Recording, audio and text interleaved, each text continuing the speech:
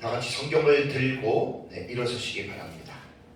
봉독해 드릴 하나님의 말씀은 에베소서 5장 6절과 7절 말씀을 제가 봉독해 드리겠습니다.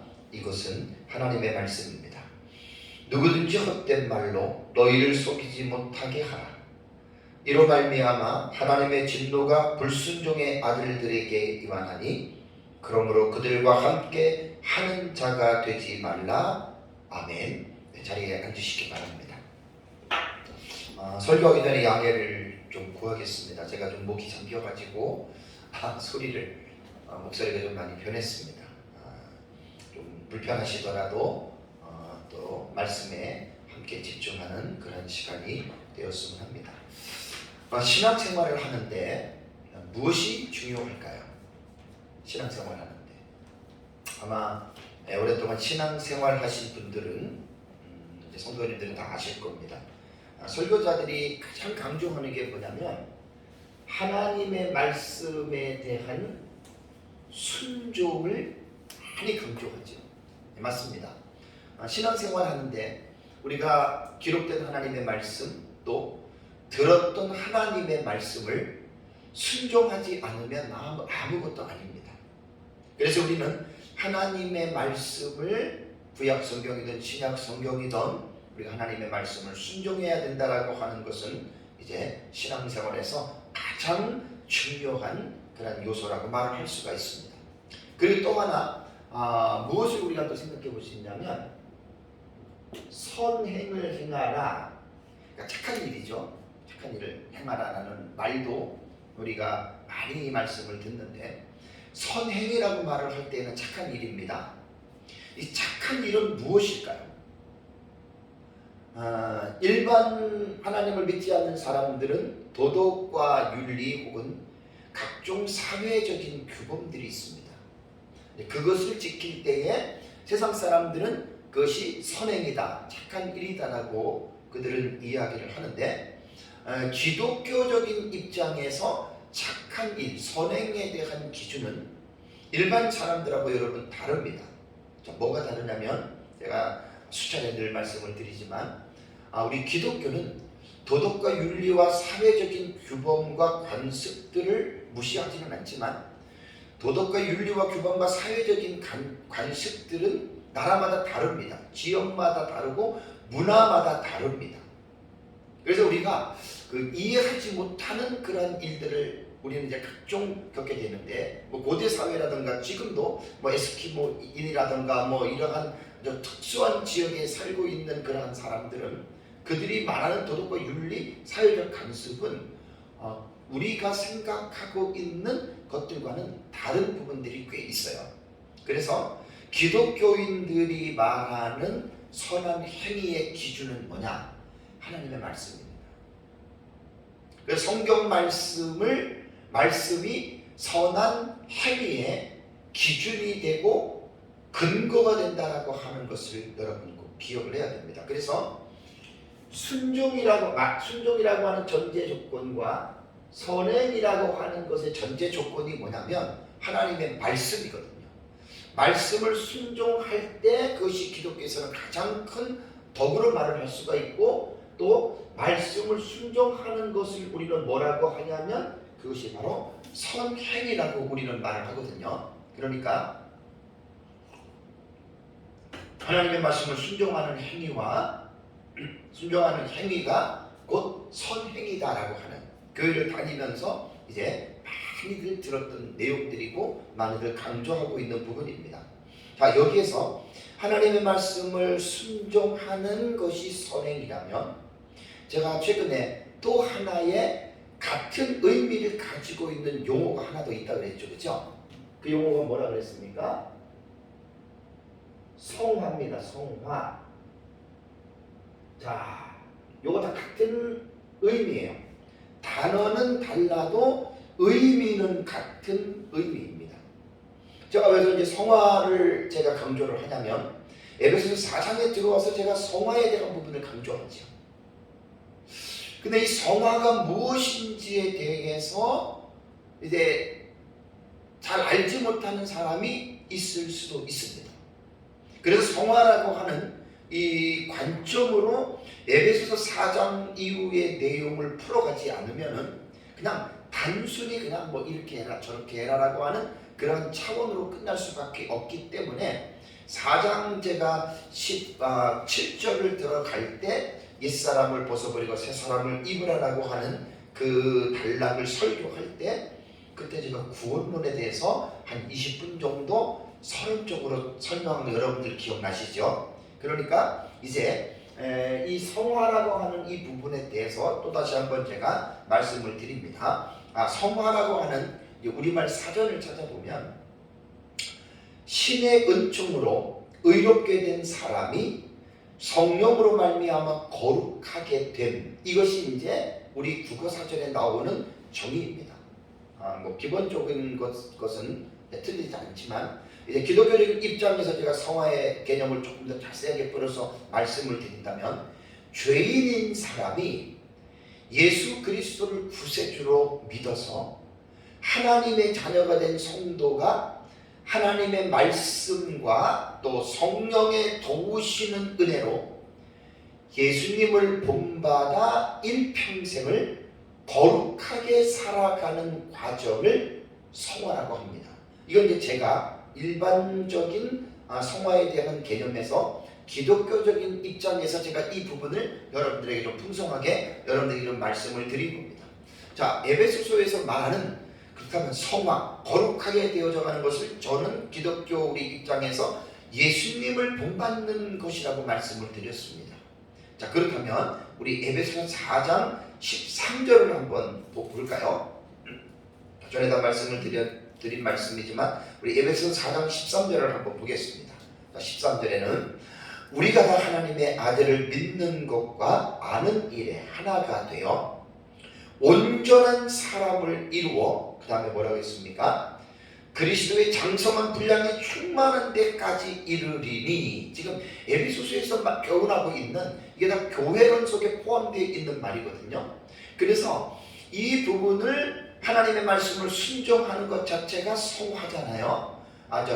선행이잖아요. 그러니까 말씀을 순종하는 것과 그 순종하는 것이 선행으로 나타나고 이 선행으로 나타나는 것을 성화라고도 한다는 말이에요.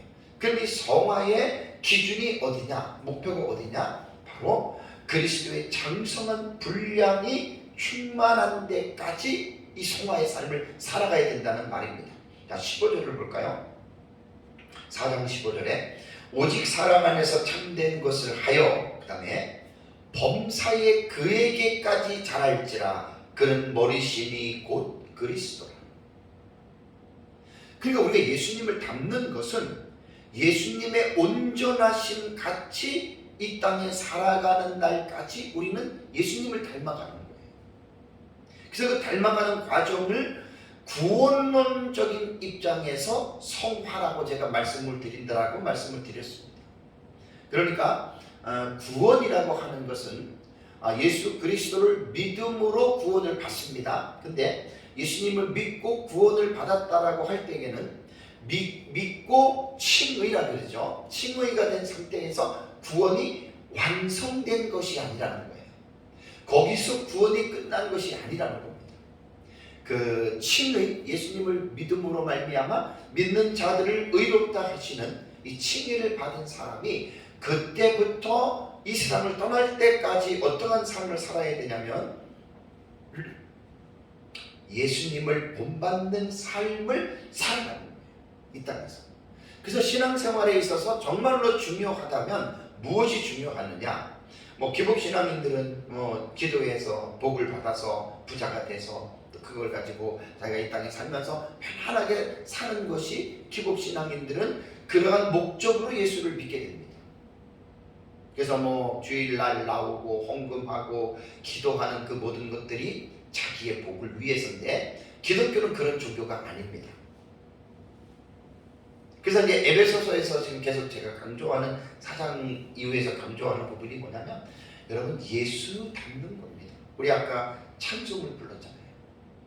예수 닮기 원합니다. 진심으로 진심. 거룩하기 원합니다. 진심으로 진심으로 거룩한 사람이 되기를 원하는 것. 이것이 여러분 우리가 신앙생활에 우리가 목표와 목적으로 예수님을 닮는 이 부분에 모든 성도들이 집중을 해야 됩니다. 그래서 제가 2주 동안에 계속 그 설교 서론 부분의 첫 번째 부분에서 구원에 대한 부분을 여러분들에게 말씀을 드렸는데, 구원에 대한 부분을 잘 여러분 생각을 해야 됩니다. 또다시 한번 간략하게 말씀을 드릴게요. 예수님 믿고 구원받아서 천국 간다, 이것을 논리적으로 구원의 순서를 서술하면 소명, 중생, 회심, 믿음, 칭의, 양자, 성화, 견인, 영화, 이렇게 9가지의 단계를 이해를 하고 있어야 됩니다. 이것이 성경에서 구원에 관하여 성경에서 지금 우리에게 말하고 있는 내용들이에요. 그래서 소명과 중생, 회심, 믿음, 칭의, 양자까지는 어떻다 그랬습니까? 이거는 믿는 순간에 순간적으로 이루어지는 행위들이에요. 내가 예수님이 나의 구세주고 내가 죄인이고 예수님이 나의 죄 때문에 십자가에 죽었다고 하는 이 사실을 믿고 정말 고백할 때, 예수님 영접할 때 순간적으로 6가지 과정이 순간적으로 이루어지는 거예요. 이게 논리적인 순서예요. 그러면 구원을 받았다라고 하는, 예수를 믿는다라고 하는 사람이 힘써야 될 부분이 뭐냐면 이 성화거든요. 성화는 일평생을 살아가는 거예요. 그러니까 믿는 것은 순간이지만 믿고 나서 죽을 때까지 일평생을 어떻게 살아가느냐면, 신앙생활의 목표와 목적이 뭐냐면 성화, 뭐죠? 예수님을 닮아가는 거예요. 교회가 에베소서 안에서, 이 교회론에 관한 부분인데요, 에베소서 교회는 어떤 외적인 교회, 사람이 많이 모여서 교회가 지역마다 커지고 그러한 외적인 성장에 대한 부분은 하나도 없습니다. 에베소서의 교회로는 성도들, 예수 그리스도를 믿은 사람들이 무엇을 강조하냐면 그리스도의 머리까지 성도들이 자라가는 것, 그것을 교회 성장으로 에베소서는 교훈하고 있다고 하는 사실이에요. 내적인 성장이죠. 외적인 성장이 아니라. 그래서 예수님을 믿음으로 이제 양자가 하나님의 자녀가 됐으면 이제 그때부터는 이제 성화의 삶에 전심전력을 해야 돼요. 가정에서나 직장에서나 사회에서나 어디든지 간에 우리는 예수를 믿는 사람으로서 예수님을 본받아서 그 예수님의 본받은 모습을 우리의 삶을 통해서 나타내면 그것이 선행이 되는 거예요. 착한 일. 그 본받았다라고 하는 말은 뭐지요? 하나님 말씀 순종하는 거예요. 그것이 뭐냐면 성화예요. 그러니까 말씀을 순종하는 거, 그 다음에 착한 일을 하는 거, 성화는 단어만, 용어만 다를 뿐이지 의미는 같은 거예요. 그래서 이제 성화라고 하는 용어는 구원론적인 입장에서 제가 쓰는 용어예요. 그래서 성화가 되는 것은 말씀 순종해야 돼요. 자, 예를 들어 볼게요. 4장 25절에 거짓말을 버려라. 그리고 이웃과 더불어 참된 것을 말하라 그랬잖아요. 자, 이 말씀을 순종해 보세요. 거짓말 안 해요. 참된 말을 해요. 그게 성화가 되는 과정이에요. 그것이 거짓말 안 하고 이웃과 더불어 참된 것 말하는 것, 그게 착한 일입니다. 그게 선행입니다. 26절에도 분을 내어도 죄를 짓지 말며, 인간의 분은 낼 수 있어요. 그러나 죄를 짓지 말라 그랬어요. 이것이 말씀을 순종하면 그게 성화가 되는 거죠. 다음에 28절에도 도둑질하는 자는 다시 도둑질하지 말고 돌이켜서 가난한 자에게 구제할 수 있도록 자기 손으로 수고하여 선한 일을 하라. 이 말씀을 순종했다고 생각해 보세요. 그 예수님을 닮는 거예요. 이게 순종이 성화고, 성화가 된 모습들을 선행이라고 성경은 우리에게 이제 말을 해주고 있다는 겁니다.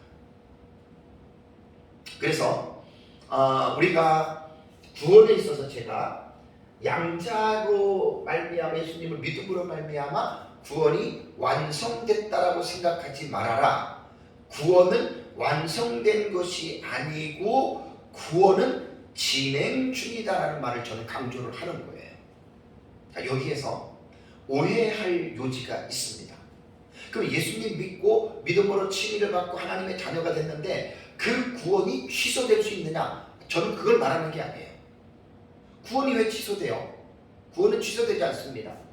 양자에서 끝난 것이 아니라 이 칭의된 자는 이 땅에 사는 날까지 거룩하게 살아가는 성화의 삶을 반드시 살아간다는 게, 반드시 성화의 삶을 살아가다 보면 넘어질 때도 있고 우리가 낙심할 때도 있거든요. 그럴 때 성령님이 우리를 견인해 붙잡아 주세요. 죽을 때까지. 그리고 죽음 이후에 우리가 하나님의 나라를 들어갈 때 영화인데, 이 영화는 지금 우리가 죽어서 영혼이 천국을 들어가는 것은 영화로운 상태라고 말하지 않습니다. 예수님 재림 이후에 또 이 땅에서 천년 왕국이 있고, 왕국 이후에 죽은 자들이 계시록 20장을 보면 부활하죠. 부활한 성도들이 크고 힘보자 심판대 앞에서 심판을 받잖아요. 그 심판을 받고 부활한 몸으로 계시록 21장에 새 예루살렘 성에 들어갈 때, 그때가 완전히 구원이 완성이 되는 영화의 과정에 들어가는 거예요. 그러니까 성도들이 예수님을 믿으면서 난 예수 믿고 칭이 됐으니까 나는 이제 구원 받았어, 난 이제 끝난 거야. 아닙니다. 완성은 마지막 날 부활 이후에 완성이 된다고 하는 이 구원론을 성도들은 똑바르게 알고 구원론을 배워야 됩니다. 그래서 제가 오해하지 않기 위해서 완성된 구원이 아니다라고 하는 말씀 속에 사람들이 오해할 수 있는 것에서 나는 그렇지 않은 부분 말씀을 제가 드리는 거예요. 여기 구원의 완성이 이루지 못했다라고 하는 말은 뭐냐면, 구원이 부족하기 때문에 율법을 지켜서 구원을 받는다라고 하는 행위 구원론을 저는 말하는 게 아니에요. 여기서 행위 구원론이 뭐냐면 이제 유보적 칭의론자들이 이야기를 합니다. 유보적 칭의론자들은 뭐라고 이야기를 하냐면, 칭의가 두 가지가 있다 그래요. 현재적인 칭의와 미래적인 칭의가 있다.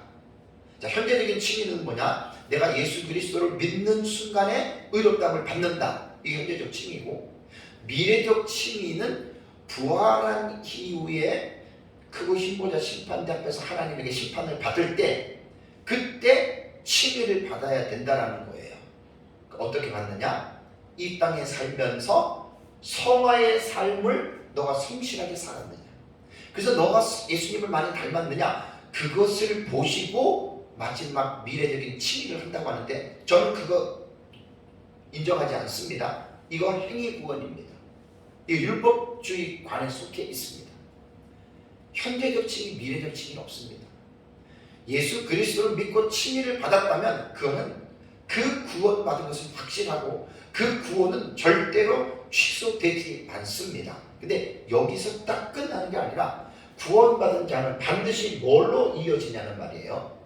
성화의 삶으로 이어집니다. 그래서 사실은 교회에서 성도들에게 구원론을 가르칠 때에는 예수님 믿고 구원받았다라고 하는 그 사실만 강조하고 그 사실에서만 멈춰서는 안 된다는 거예요. 그건 정말 구원을 잘못 가르쳐요.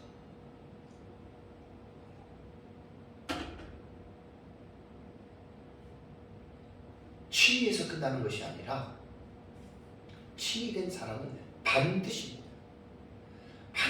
예수님을 본받는 성화의 삶을 살아가게 돼 있다라고 하는 것이 성경이 우리에게 교훈을 하고 있는 거예요. 자, 1장 4절을 가볼까요? 네, 설교했던 부분을 다시 복습하는 겁니다. 자, 1장 4절. 하나님이 왜 우리를 구원하셨느냐, 왜 의롭다 칭했느냐. 1장 4절 보시면, 곧 창세전에 그리스도 안에서 우리를 택하사 우리를 어떻게 해요? 사랑 안에서 그 앞에 거룩하고 흠이 없게 하시려고. 거룩하고 흠이 없게 살아간다는 말은 뭐냐면 예수님을 닮는 삶을 살아가게 하기 위해서 우리를 구원했다는 거예요. 2장 10절 보시면 우리는 그가 만드신 바라 그리스도 예수 안에서 어떻게 선한 일을 위하여 지으심을 받았어요. 그러니까 예수 믿고 칭의를 받은 사람들은 칭의받고 끝난 게 아니라 선한 일을 행하게 하기 위해서 하나님이 우리를 구원해 주셨다. 지난주에 봤던 5장 1절 볼까요? 5장 1절. 자, 5장 1절에 그러므로 사랑을 받는 자녀같이 너희는 하나님을 어떻게 해요? 본받는 자가 되고. 예수님 믿는다는 게 칭의된 자는 반드시 성화의 삶을 살게 돼 있어요. 칭의를 믿음으로 본다면 성화는 행함이에요. 믿음과 행함이 분리가 됩니까? 안 됩니까? 분리가 안 되는 거예요. 동전의 양면과 같은 거예요. 신앙과 행위는 분리가 안 됩니다. 그래서 야고보 사도의 말처럼 예수 그리스도를 정말로 진실되게 산 믿음을 가지고 있는 사람들은 행위가 나타납니다. 열매로. 교회는 이걸 강조해야 돼요. 그래서 여기서 조심해야 될 게 뭐냐면 성화를 강조해야 됩니다. 근데 성화는 2주 전에 기억나십니까? 벨기에 신조, 벨직 신조 25조에 보면은 성화는 중요하지만 성화는 칭의에 이바지하지 않는다. 이 말은 뭐냐면 믿음으로 말미암아 의롭다함을 받는 구원의 조건이 성화가 아니라는 거예요. 이걸 꼭 기억하셔야 돼요. 우리가 예수님처럼 거룩한 삶을 살아가야 할 이유가 구원을 받기 위해서 거룩한 삶을 사는 게 아니라는 거예요. 이걸 꼭 혼돈하면 큰일 납니다. 구원을 의롭다가만 칭함을 받은 구원을 받은 자들이기 때문에 우리는 필연적인 행위로서 우리는 예수님을 닮아가는 성화, 이것이 하나님 말씀 순종하는 것이고 이것이 선행이라는 말이에요. 칭의를 받았기 때문에 우리는 그 결과로서 성화의 삶을 살아가야 된다. 이렇게 가르치는 것이 개혁신학의 구원론입니다. 칼빈을 위시한 종교개혁자들은 다 이렇게 가르쳤습니다. 근데 이제 율법 폐기주의자들이 이제 예수님 믿으면 한 번 구원은 영원한 구원이기 때문에 끝났어. 이렇게 생각하는 것이 문제가 되었다는 거예요. 그래서 제가 구원론을 말할 때 칭의에서 구원이 끝난 게 아니에요. 구원은 받았어도 완성된 구원이 아니라 완성된 구원은 성화와 견인과 영화, 부활체로서 마지막 새 예루살렘 성에 들어가 그때 사실 구원은 완성되는 거기 때문에 성화의 용어는 제가 구원론적인 입장에서 사용을 하는 거예요. 구원론적인 관점에서 볼 때 성화는 진행 중이거든요. 어떻게? 일평생 사는 날까지. 그래서 에베소서 4장을 들어와서 행함에 대한 문제는 성화로 직관되는 겁니다. 성화. 말씀 순종은 전부 다 성화입니다. 에베소서 그걸 말하고 있잖아요. 예수님처럼 닮아가라. 자, 5장 1절을 다시 한번 보시면 지난주에 제가 1절부터 제가 5절까지 설교를 했잖아요. 2시간 나눠서. 1절이 중요해요. 그러므로 사랑을 받는 자녀같이 너희는 하나님을 본받는 자가 되고 그랬습니다. 동사를 유의해서 봐야 됩니다. 하나님을 본받는 자가 되고 되어라거든요. 되어라. 1절에 하나님을 본받는 자가 되어라. 그러니까 하나님처럼은 될 수 없지만 이 땅에 사는 날까지는 현재로 봐야 된다. 미래로 보면 안 됩니다. 현재적인 의미로 이 5장 1절을 읽어야 되는데 본받는 자가 되어라라고 하는 기네스세라고 하는 이 단어는 제가 기노마이의 명령 현재 디포테라 그랬죠. 디포테는 중간태 수동태라고 하는 말이거든요. 그럼 여기에서 문법적으로 우리는 동사를 이해를 해야 돼요. 현재입니다. 현재. 하나님을 본받는 것은 항상 본받아야 됩니다. 오늘 내일 할 것 없이 이게 현재형이고, 이게 디포테 혹은 중수태는 능동태로 해석을 하라 그랬잖아요. 능동이 뭐지요? 내 마음에 내키는 대로, 내 마음에 우러나는 대로 행하는 게 능동태예요. 하나님을 본받는 것은 억지로 본받는 게 아니에요.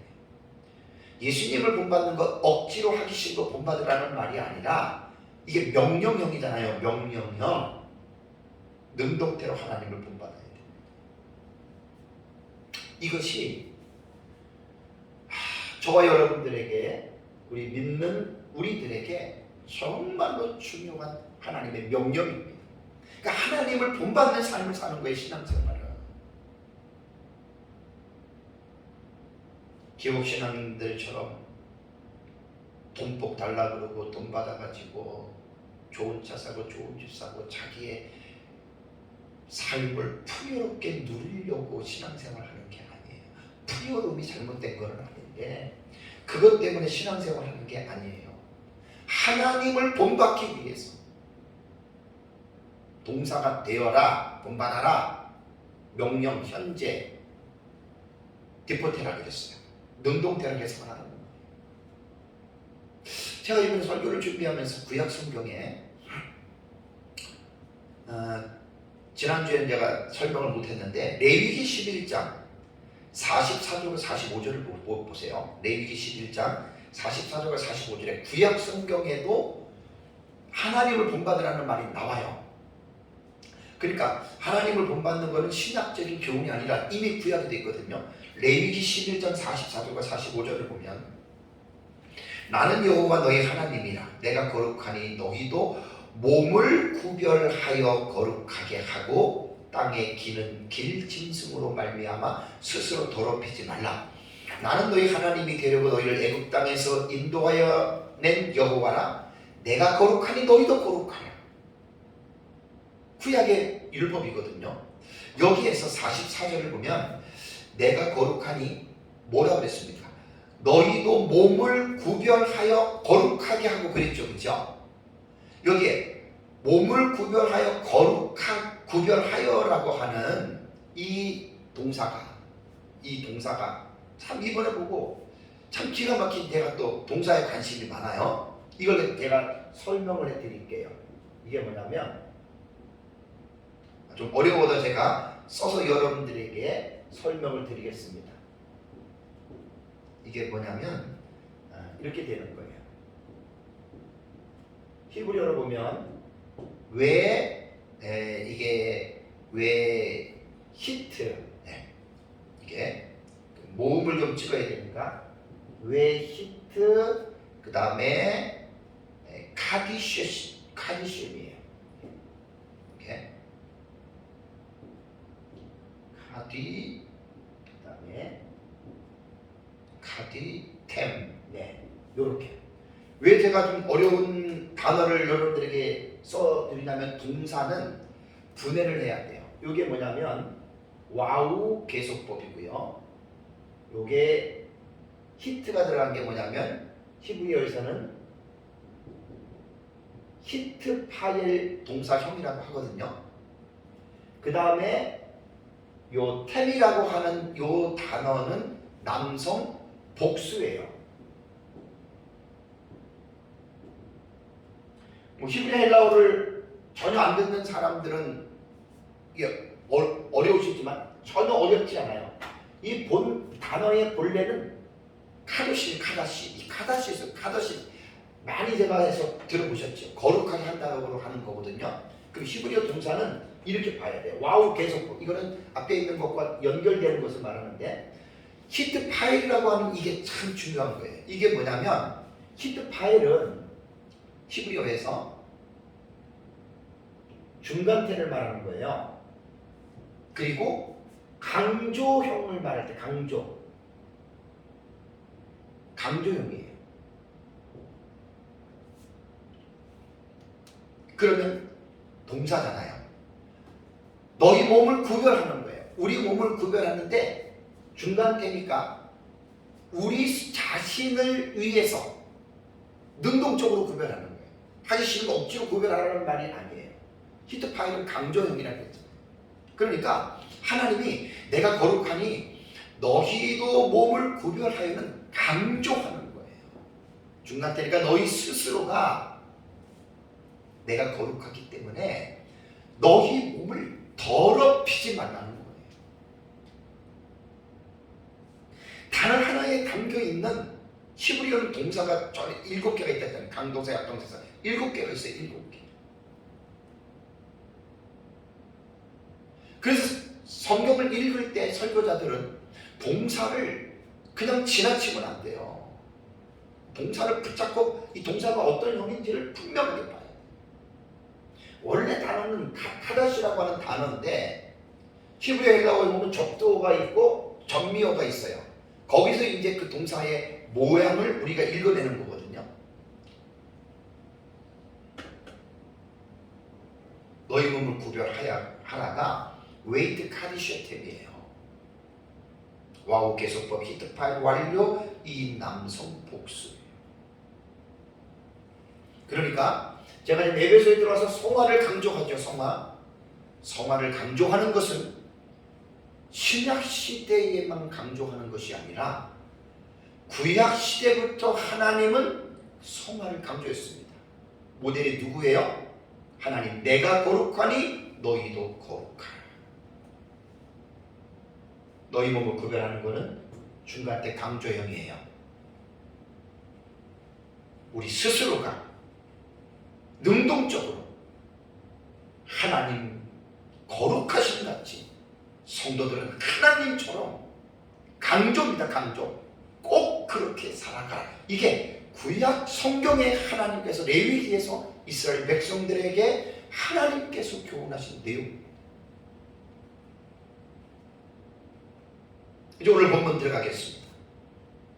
6절을 볼까요?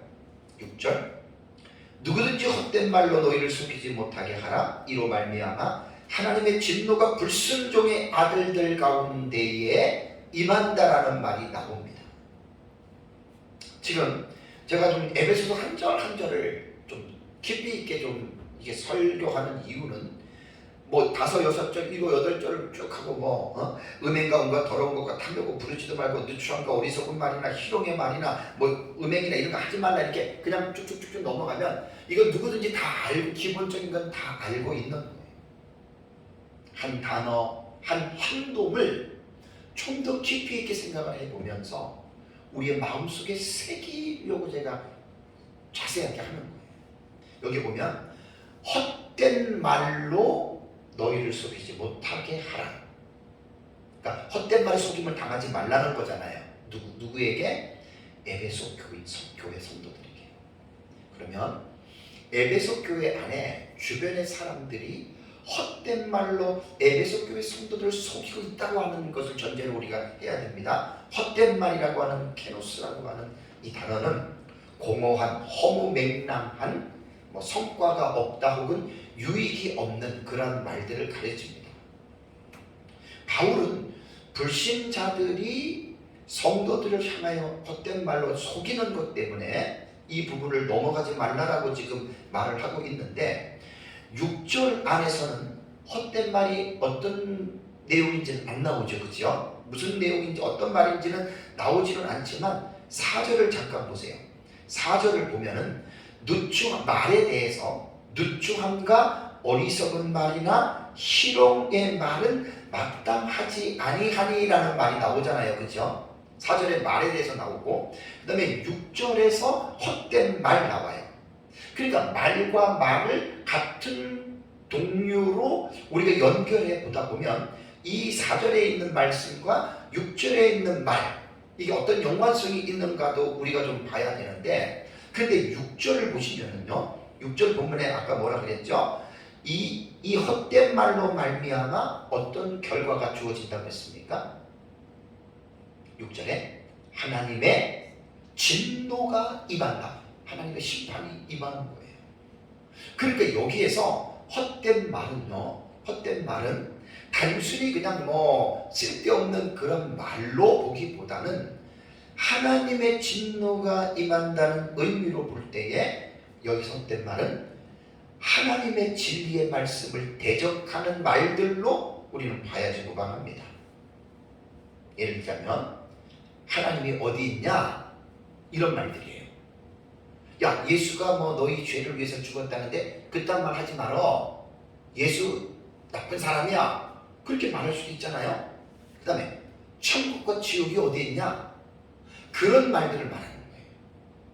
그러니까 예수 믿고 신앙생활하는 성도들이 하나님의 말씀의 깊이가 없는데 주변 사람들이 자꾸만 헛된 말로 지금 속이는 거예요. 야, 너 교회 나가자. 너 교회 나가서 지금 은혜 받았다 그러는데 야, 그 교회 전부 다 거짓말이 아주 사기꾼이고 아주 못된 사람들 하는 거야. 너 어디 뉴스 못 봤어? 어떤 교회, 큰 교회, 어떤 목사가 이제 이런 것들, 그런 것들이 여러분 헛된 말입니다. 바울이 지금 에베소 교회 성도들에게 이 교훈을 하는 거예요.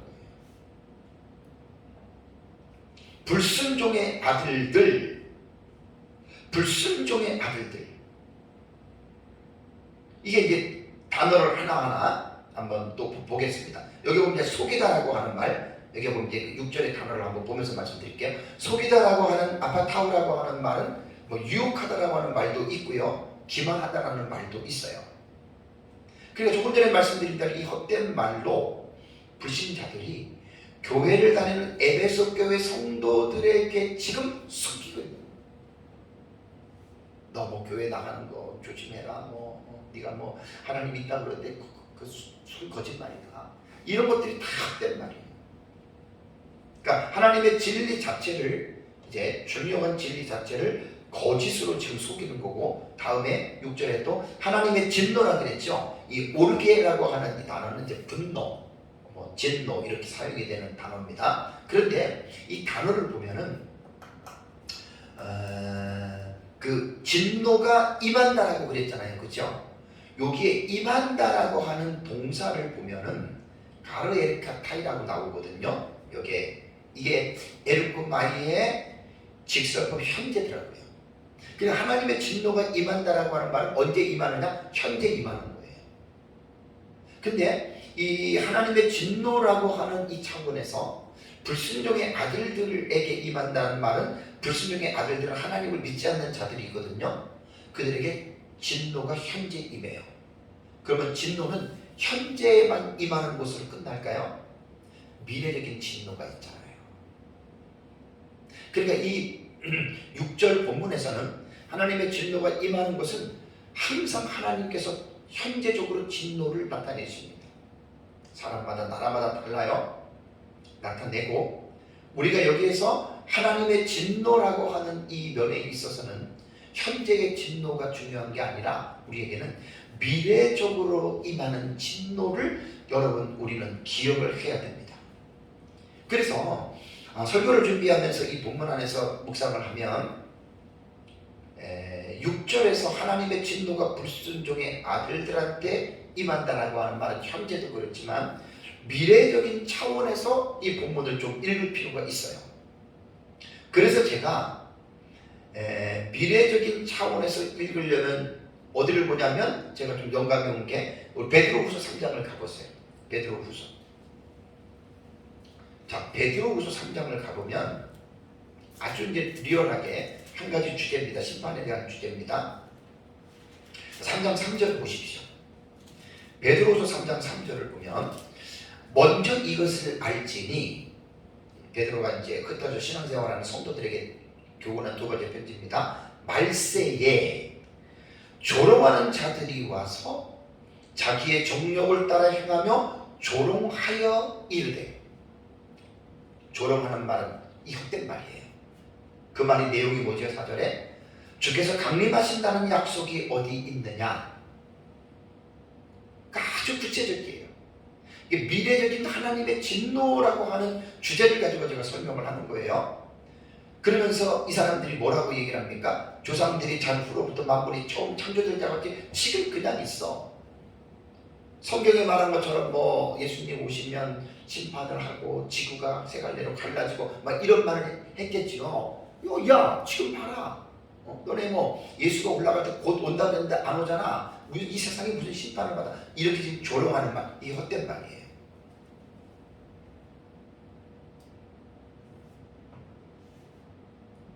정말 예수 믿는 사람들, 말씀 안에 신앙이 뿌리를 못 내리면 이 세상 사람들이 말하는 이 헛된 말에, 조롱 섞인 헛된 말에 신앙을 포기하는 사람들이 있을 수 있습니다. 그래서 바울이 지금 그 말을 한 거예요. 베드로는 뭐라고 얘기를 하죠? 베드로서 3장 본절에서 7절 한번 보세요. 7절. 자, 이제 하늘과 땅은 그 동일한 말씀으로서 불사르기 위하여 보호하신 바 되어 경건하지 아니한 사람들의 심판과 멸망의 날까지 보존하여 두신 것이다. 그러니까 안 믿는 사람들이 헛된 말로 조롱하는 그 말을 베드로가 알고 있어요.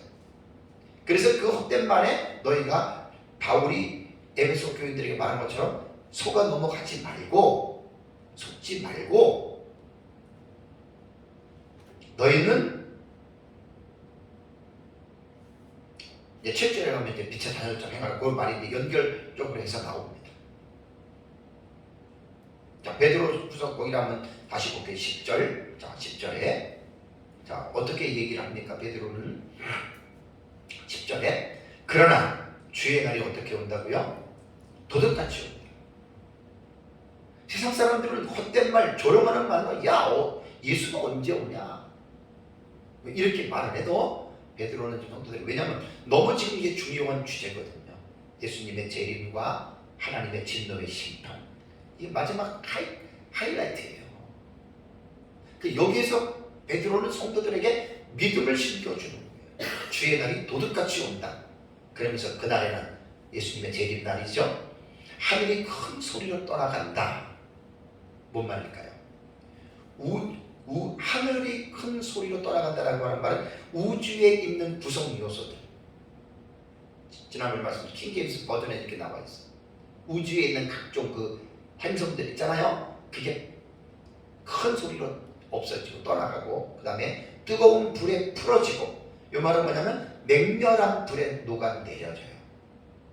이건 상상하기가 힘듭니다. 우주가 어떻게 뜨거운 불에 녹아집니까? 그 다음에 땅과 그 중에 있는 모든 일들이 드러나리로다. 여기도 보면은 타버린다는 말이에요. 여기 드러난다는 말이 땅과 그 중에 있는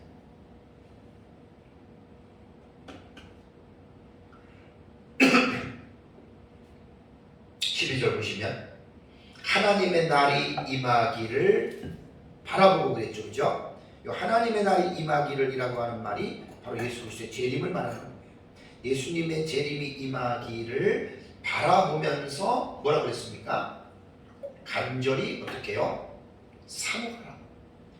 이게 예수님이 우리에게 주신, 하나님이 우리에게 주신 말씀이에요. 이런 말을 우리가 들어야지. 헛된 말은 이러한 말을 거짓으로 속인다는 말이에요. 다시 에베소서 본문으로 돌아가겠습니다. 6절이 그 말이에요. 다시 한번 볼까요? 6절에 누구든지 헛된 말로 너희를 속이지 못하게 하라. 왜요? 이로 말미암아 하나님의 진노가 누구에게? 불순종의 아들들에게 임하나니. 정말로 우리는 공부를 많이 했기 때문에 요한계시록 안에서 그 예수 재림할 때 지구가 세 갈래로 갈라질 때 전 세계에 있는 사람들이 아비규환의 절규를 우리는 계시록에서 듣고 있잖아요. 6째 인하고 7번째 대조. 과거주의 해석자들은 6번째 인과 7번째 대접이 AD 70년 예루살렘 성이 디도 장군에 의해서 함락되는 본문이다. 참 저는 그런 얘기를 들으면 무시하고 싶은 마음은 없지만 도무지 이해가 안 됩니다. 문자적으로 읽어야 예수님 재림할 때 그러한 심판이 나타나는 거예요. 잘 읽어보세요. 6째 인하고 7번째 대접.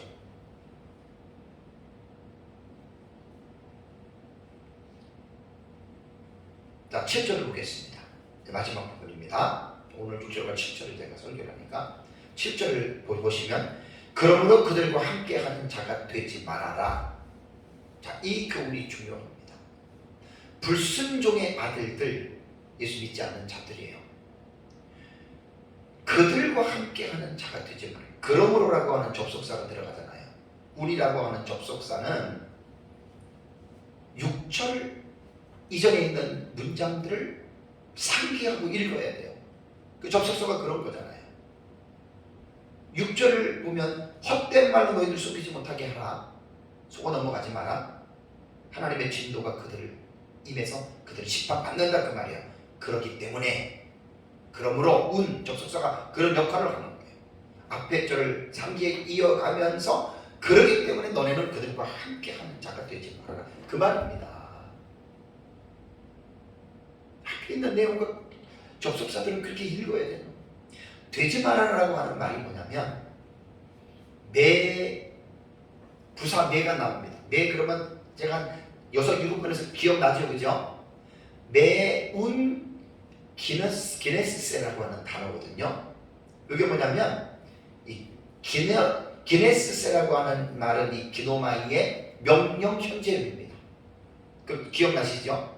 매 플러스 현재 명령 기억나시죠? 매 플러스 현재 명령은 어떻게 해석한다 그랬죠?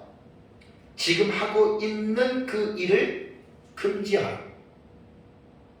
매 플러스 현재 명령이에요. 그 문법에 그렇게 읽으라고 나와요. 4장에서 이게 제가 한 4군데인가 말씀드렸잖아요. 그죠? 5장에 들어와서도 이 본문에 매운 기네스세라고 하는 매 플러스 현재 명령이 여기 나온단 말이에요. 그러면 명령 현재 이게 디포테예요. 그러니까 중간에 수동태라고도 말하는 영어로 외국어로 말하면 디포테라고 하는 말이거든요. 디포는 부동사거든요. 그러니까 능동으로 생각하면 돼요. 그러니까 그들과 되지 말아라. 그러니까 불순종의 아들들 그들과 함께하는 자가 되지 말아라라고 하는 이 말은 명령형이고 현재이기 때문에 항상 이 부분에 대해서 여러분들이 신경을 써야 됩니다. 뭘 교훈하냐면 하늘에 속한 새 사람을 입은 성도들은 땅에 속한 옛사람의 행실로 살아가는 불순종의 아들들과 같이 해서는 안 된다. 그런 말이거든요. 현재 명령 중간되니까 스스로가 알아서 우리가 그것을 하지 말아야 됩니다. 자, 여기서 하나 오해가 될 소지가 하나 있습니다. 그렇다면 불신자들은 아예 만나지도 말아야 되느냐? 그들과 함께하지 말라고 했기 때문에 그런 의도 아닙니다. 그러니까 성경을 잘못 읽으면 아주 하나님의 뜻을 오해하는 경우가 있거든요. 그런 뜻이 아닙니다. 우리가 불신자들과 함께하지 않으면 우리가 어떻게 살아가겠어요? 우리가 불신자들을 만나지 않으면 어떻게 전도하겠냐고요. 그럼 우리만 구원받고 그 구원받은 것으로 만족하면 됩니까? 성경은 그걸 말하는 게 아닙니다. 불신자들을 만나고 불신자들과 함께 해야 됩니다. 그런데 7절에서 그들과 함께하는 자가 되지 말라라고 하는 말은 뭐냐면 하나님을 믿지 않는 사람들이 죄를 짓잖아요. 뭐 예수 믿는 사람도 연약해서 죄를 짓는데 하나님을 믿지 않는 사람들이 대놓고 하나님을 대적하잖아요. 여기서 함께하지 말라는 말은 뭐냐면 하나님 죄를 짓는 그 현장, 죄를 짓는 그들과 함께 죄를 짓는 일에 함께하지 말라는 말이지 그들을 전혀 만나지 말아라라고 하는 그런 의미는 아니라고 하는 사실. 그래서 에베소 4장 17절 이후부터 성도는 옛사람을 이미 벗어버리고 하늘에 속한 새 사람을 입은 자들이기 때문에 하늘에 속한 새 사람으로서의 정체성이 하나님의 말씀 순종하는 거잖아요. 하나님의 말씀을 순종하는 것이 선행이잖아요. 이 선행은 곧 성화라고도 부른다 그 말입니다. 그래서 성화는 일평생을 통해서 살아가는 것인데 그 성화의 목적이 어디냐? 바로 예수 그리스도에게까지 자라가는 거예요.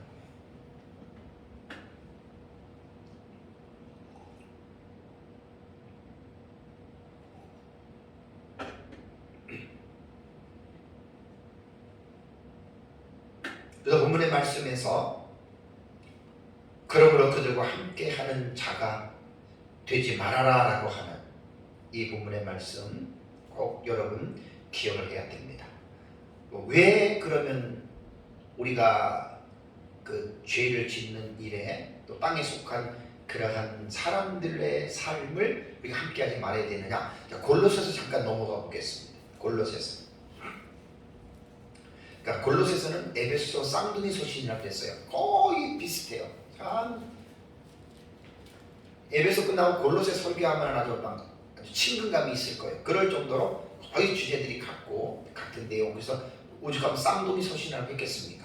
자, 골로새서 3장 1절과 4절을 볼까요? 자, 이제 바울은 골로새 교인들에게 뭘 말을 하고 있냐면, 그러므로 너희가 그리스도와 함께 다시 살리심을 받았으면 뭐라고 했습니까? 위의 것을 찾으라. 그러니까 이제 에베소서나 골로새서는 위, 하늘 위, 땅 아래 이렇게 표현했잖아요. 그래서 옛사람 그러면 땅에 속한 신분이고 새사람 그러면 하늘에 속한 신분이라는 거예요. 그래서 우리가 그리스도와 함께 다시 살리심을 받았으면 이라고 하는 말은 구원 받았으면, 새사람을 입었으면 어떻게 삶의 방향이 어떤 방향을 향하느냐? 위의 것을 찾으라는 거예요. 그러면서 거기는 그리스도께서 하나님 우편에 앉아 계시느니라. 그 다음에 2절에도 위의 것을 생각하고 땅의 것을 생각하지 말아라. 왜? 3절에 이는 너희가 죽었고 너희 생명이 그리스도와 함께 하나님 안에 감추어졌습니다. 자세하게 해석할 시간이 없습니다. 그래서 그리스도인의 소속은 이 땅이 아닙니다. 그 위의 것을 찾으라고 말하는 겁니다. 우리가 예수 그리스도를 믿고 의롭다함을 칭함을 받은 자들은 이 땅의 것을 보면서 살아가는 자들이 아니라는 거예요. 위의 것을 찾으라는 거예요. 이 성화의 삶에서 되게 중요한 지금 주제거든요. 가면 갈수록 세상은 황금 만능주의, 배금주의, 돈만 있으면 무엇이든지 못하겠습니까? 육체적인 쾌락과 방탕의 이런 삶으로 돈만 있으면 세상이 그렇게 마지막 때는 변해져 가는 거예요.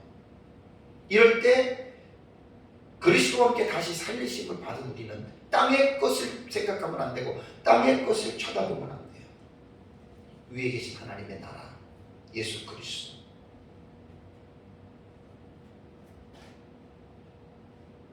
그 다음에 골로새서 3장 5절을 볼까요? 5절에서 10절 내용에 그러므로 땅에 있는 지체를 죽이라. 이거는 우리가 하늘에 속한 새 사람을 입었고 구원을 받았다 하더라도 이 땅에 사는 날까지는 우리는 옛사람의 죄악된 본성이 죽을 때까지 우리 안에 붙어있다 그랬죠. 그래서 우리가 하나님의 말씀 안에서 이제 성령 충만의 뒤에 나오는데 성령 충만하지 않으면 구원받은 우리들도 이런 죄 질 수 있습니다. 구원받은 자가 이런 죄를 안 짓는다는 말이 아니에요. 자, 5절에 뭐라 그랬습니까? 그러므로 땅에 있는 지체를 죽이라. 어떤 지체를 죽여요? 곧 음란, 부정, 사욕, 악한 정욕, 탐심. 5가지죠. 탐심은 우상 숭배입니다. 성도들이 이런 죄 질 수 있다는 이야기예요. 성도들이. 6절을 뭐라고 했습니까? 이것들로 말미암아 하나님의 진노가 임하느니라. 지난주에 말씀 기억나세요? 하나님의 나라에서 기업을 얻지 못한다라고 하는 말, 이 해석을 잘해야 됩니다. 그럼 구원받은 사람이 이런 행동을 했다 그래서 그 사람이 구원이 취소되느냐? 그 사람이 지옥을 가느냐? 그렇게 해석하면 안 된다 그랬습니다. 그건 행위구원론자들의 해석이고, 우리는 구원받은 사람도 이런 죄 질 수 있습니다. 이런 죄를 지었을 때 이런 죄를 짓는 자는 지옥을 가지. 그러니까 이 사실을 아는 사람은 실수해서 넘어질 때 우리는 회개하고 하나님 앞으로 돌아온다. 그렇게 해석을 해야지 구원받은 사람이 이런 죄를 지었기 때문에 지옥 간다라고 해석하는 것은 성경을 잘못 읽는 거예요. 다윗도 간음하고 살인했고 솔로몬도 우상을 얼마나 많이 섬겼습니까? 그럼 다윗과 솔로몬이 지옥에 갔습니까? 어떤 사람은 다윗과 솔로몬이 지옥 갔다 그래요. 그런 사람들은 성경을 제대로 읽지 못하는 사람들입니다. 그 다음에 8절, 7절, 8절도 볼게요. 너희도 전에 어떻게 해요? 그 가운데 살때에는 쌍둥이 서신의 에베소서 그 가운데서 행하였으나 8절에 이제는 너희가 이 모든 것을 벗어버리라.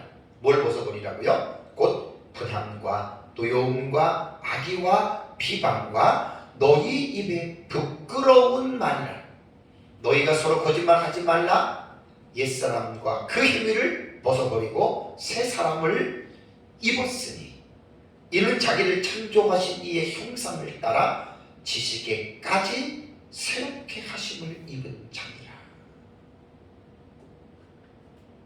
바울은 에베소 교회 안에 성도들을 계속해서 그들의 정체성이 무엇인지를 상기시켜주고 있어요. 기억을 나게 해주고 있어요. 우리 잊어버릴 때가 있거든요. 다시 에베소 본문으로 돌아오면 7절에 그러므로 그들과 함께하는 자가 되지 말라. 이 그런 뜻이에요. 그들 땅에 속한 자들, 옛사람의 행실로 사는 자들 되지 말아라라고 하는 말은 아까 제가 메플러스 현재 명령법이라고 그랬어요. 그 구조예요. 지금 하고 있는 일을 금지하라. 지금 예수 믿는 사람들이 불신자들과 함께 죄를 짓는 일에 함께 있는 사람들이 많이 있습니다. 목사도 있을 수 있고 성도도 있을 수 있습니다. 그런 사람들이 본문을 읽을 때에 그들과 함께 있는 그것을 지금 금지하라. 이렇게 읽어야 된다는 말이에요.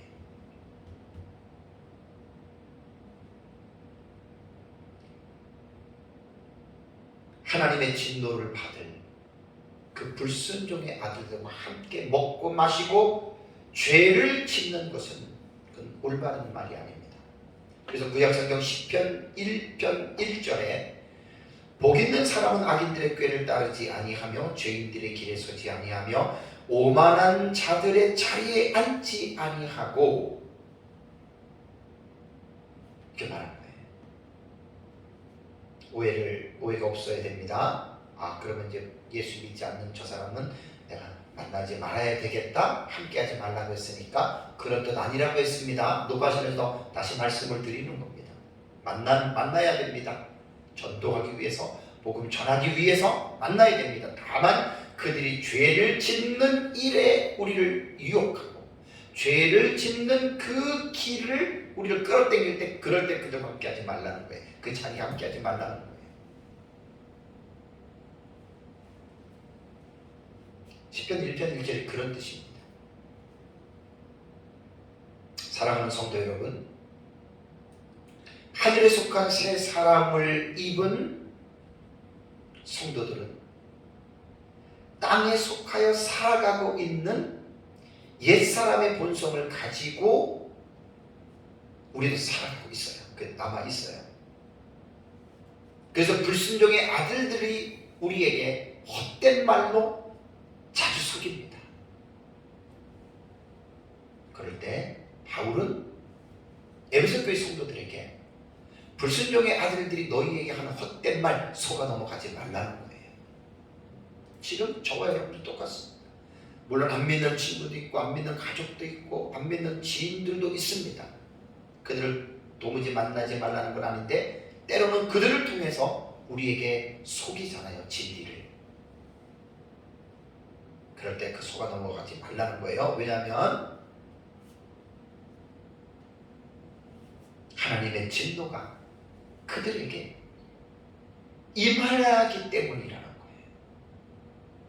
임하기 때문에 우리는 그들과 함께 죄를 짓는 일에 우리는 동참하는 자들이 되어서는 안 된다는 사실입니다. 그래서 여러분들이 오늘 말씀을 통해서 6절과 7절 말씀 두 말씀만 가지고 제가 소개를 했는데 이 말씀을 마음속에 새기고 우리 하늘에 속한 자들로서 또 그러한 삶으로 살아가시기를 주님